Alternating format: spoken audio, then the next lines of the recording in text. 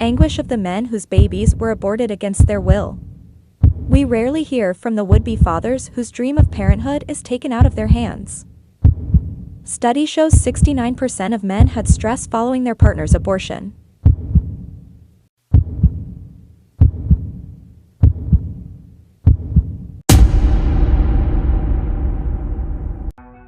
When his girlfriend told him she was pregnant, Jean-Paul Noel-Cephise was elated.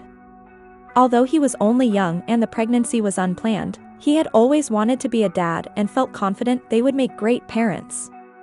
After all, he had a good job, was financially stable with his own home, and they were madly in love. "I'd had a happy childhood and couldn't wait to recreate it with my own child," says Jean-Paul.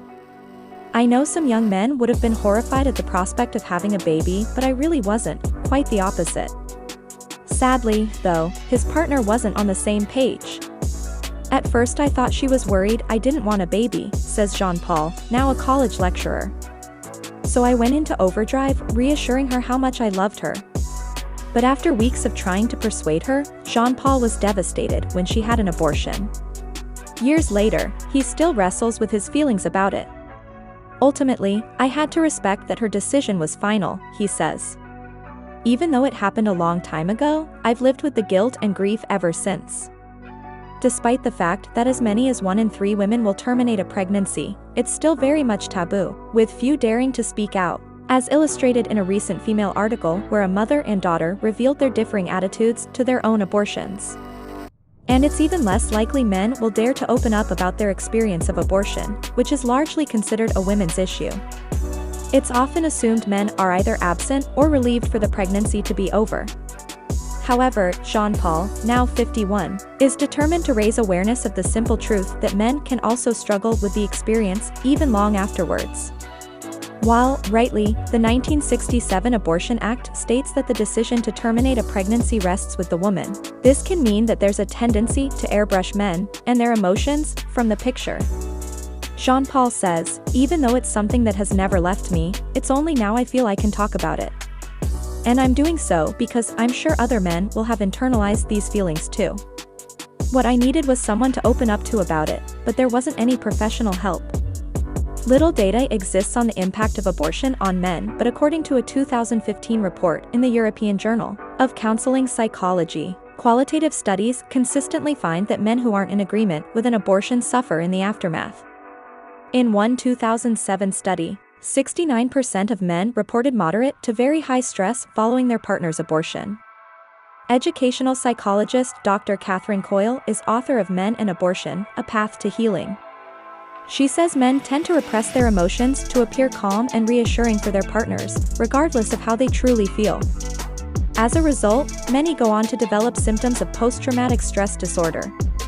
Dr. Coyle adds, elective abortion may lead to intense grief, regret, anger, and guilt. Emotions after abortion may be confusing, with a man feeling both anger and compassion towards his partner. That is something to which Jean-Paul can attest. He and his girlfriend had only been together for 4 months when she became pregnant. She wasn't using contraception and, to be fair, neither was I. When her period was late, we decided that the best thing was for her to do a test. After what seemed like an age, she came out of the bathroom and handed me the test, telling me how upset she was. I so wanted our child, a daughter or son, it didn't matter to me. She told me she was not going to have our child. I honestly thought she was saying it to make me feel better about the situation. Jean-Paul, who lives in Croydon, South London, and now has 2 teenage sons, says he genuinely struggled with the idea of terminating the pregnancy. "When I take myself back to the young man I was back then, I can appreciate quite how naive I was in thinking that if a woman falls pregnant it automatically means she'd want to go ahead with the pregnancy and become a mother. I tried my absolute best to reassure her we could do this. I really wanted our child, a son or a daughter, it didn't matter to me." Indeed, the couple even went so far as to visit different pregnancy advisory organizations, together looking for advice. They offered counseling and presented other options to us, adoption for example. I sat there, practically mute, during these discussions, unable to believe how we had got to this stage. While I was glad these other options were being presented to us, nothing had any impact on her and I increasingly felt powerless to do anything about it. After having daily conversations about how she was feeling and if there was a way through this, she told me she was terminating the pregnancy regardless. There was no negotiating and her word was final. I had to choose between fighting for my child or our relationship. I chose her because I didn't want to lose her. As much as it pained me, I agreed to stop talking about what great parents we would be and accepted her decision. The what-ifs are still seared on my heart. Jean-Paul paid for the abortion at a private clinic and accompanied his partner on the 2 appointments to assess and then carry out the procedure at 11 weeks. I got a shock at the first assessment because I wasn't allowed in with her, he says. I was made to feel very unwelcome. The clinic had a policy of seeing women on their own to ensure they weren't being forced into having an abortion. That was a real low point, that and the fact that there was zero regard for me or my feelings. There I was fighting to keep my child, and yet the blanket assumption is that you're forcing a woman into this. It's so hard to explain the anger and frustration I felt. There is no regard for us men, our wishes or feelings are unimportant.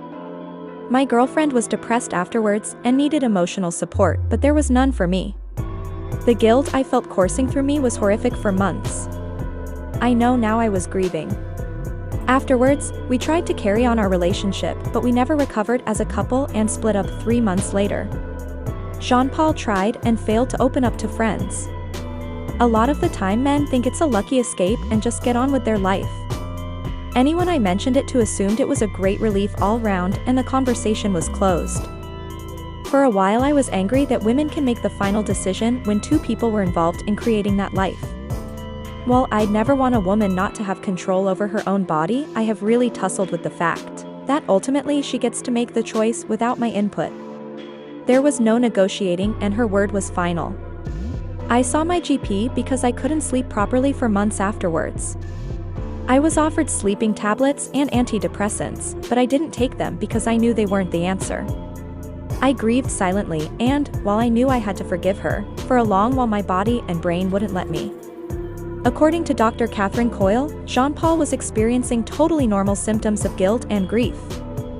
Findings suggest that men ought to be routinely included in both pre- and post-abortion counseling, she says. They have a stake in pregnancy and its outcome. And involved men are more likely to support their partners. Although now a father, Jean-Paul says, I still feel sad about it, though what-ifs are still seared on my heart. 5 years ago, I wrote a book about relationships and one of the dedications was to Joseph.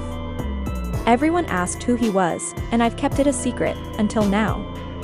To me, he, and don't ask me why I believe it was a he, had the potential to exist and that's good enough.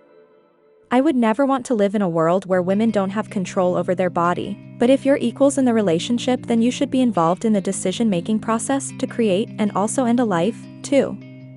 That is a sentiment Lawrence Danziger can empathize with. 5 years ago, at 38, he had been seeing his fiancée Sophia for 18 months when she dropped 2 bombshells. She was pregnant and wanted an abortion. I was absolutely floored because I genuinely thought she was the one, says Lawrence, a gardener. The previous Christmas I had proposed, we were living together and I'd already mentally earmarked our spare room as a nursery. We were a happy couple and all that could add to it was to become a family, too. The guilt I felt was horrific for months afterwards. We hadn't overtly discussed it, but I'd made it clear on more than one occasion that I'd love to become a father. I thought she'd be a great mom. So when she informed me she was having an abortion, to say I was devastated would be an understatement. Indeed, Lawrence says that he was floored when his partner moved out for a month in order to assess her feelings about the situation. The result was a text message from her saying the pregnancy had been terminated. Apparently, she had been seeing a work colleague on the side. I suppose I should think I had a lucky escape, and, while it might have been horrible having a baby with someone who had cheated, the truth is I know that I'd have made the best of the situation and loved that child because I loved her, too. She left him after this revelation and Lawrence has been single ever since. 5 years down the line, he says he is extremely wary about embarking on another relationship. Jonathan Barkham, 55, an accountant, is another who bears the mental scars of abortion. 10 years ago, his then-fiancée terminated a pregnancy in the run-up to their wedding. I was over the moon when she said she was pregnant, but she wasn't. Her mom, sisters, and friends had spent over 18 months planning the wedding and, she feared, would ridicule her walking down the aisle with a bump. We were 2 months away from our wedding day, and she was terrified of how it would look if she walked down the aisle with a bump or a hastily refitted dress. While I said everything I could to reassure her, and, to be fair, her closest friends did, too, she zoned everyone out.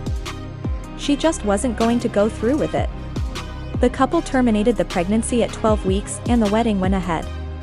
But less than a year later, Jonathan walked out of the marital home and is now in another relationship. I just couldn't create a life with this person who wasn't able to consider my feelings when it came to our potential child. I understand when women are in dire circumstances or are at a stage in their life when it just isn't safe or financially a good idea, but there was no reason for us to have done this. Was it her vanity or insecurity? I don't know. It seems harsh to say this now a decade on, but her blinkered decision made me fall out of love with her. It was as simple as that. Even when a couple are in agreement about a termination, the man and woman can experience feelings of distress that would benefit from emotional support. Integrative therapist Adam Day is one such professional who is aiming to redress this balance for men. A man may feel completely isolated and unable to talk to his partner about the pain he feels for fear of sparking off strong emotions in her and himself, he says. Ultimately, support and validation for his feelings are essential in order to understand and grow from the experience. And in the absence of clinic support, individual counseling can be a powerful way of expressing locked-in emotions within a safe environment. Jean-Paul agrees, it took me a long time to come to terms with the loss. It still pains me that I'll never know what kind of human being that child would have become. Those thoughts have never left me, and I suspect they never will.